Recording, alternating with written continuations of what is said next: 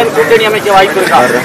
காலையில உங்களுக்கு ஒரு காமெடி பண்றதுக்கு விளையாட்டு பண்ணிட்டு இருக்கீங்க. நீங்க என்ன உங்களுக்கு என்னை பார்த்தா இது ஏதோ கேள்வி பண்ணி சிரிக்கணும் போல இருக்கு. என்ன தம்பி வேற ஏதாவது? எடப்பாடி பழனிசாமி வந்து பிரச்சாரத்துல வந்து ரீல்ஸ் அரசியல் பண்றாருன்னு அமைச்சர் சிவசங்கர் சொல்றாரு. அதாவது பிரச்சாரத்துக்கு போகும்போது அல்வா தூக்கிட்டு போறாரு, இந்த மாதிரி ரீல்ஸ் பண்றதுதான் பண்ணுவாங்க யாரு அப்படின்னு சொல்லிட்டு இப்ப சிவசங்கர் சொல்றாரு அமைச்சர்.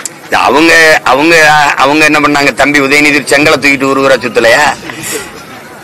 இவர் ஐயா அல்வாவை தூக்கிட்டு போறாப்ல.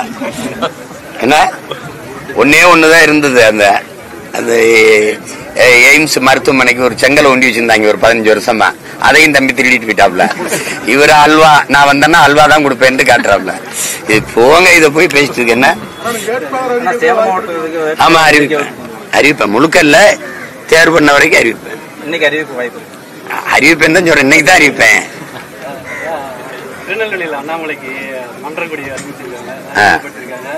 அவர் வந்து அன்புக்கு நன்றி எனக்கு எதுக்கு எப்படி அதெல்லாம் ஒவ்வொருத்தர் மேல இருக்க பிரியங்களுக்கு செய்யறதுதான். இந்த நடிகருக்கு வரும்போது தம்பிக்கு வரக்கூடாதா?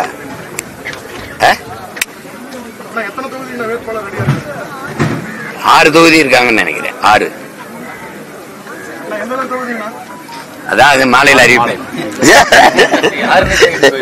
இங்கே கேட்டு தலைக்கு ராத்திரிக்கு வராம போயிடுவேன். அண்ணன் எல்லாம் பேசிட்டாரு, அவ்வளவுதான் நினைச்சிருக்கேன்.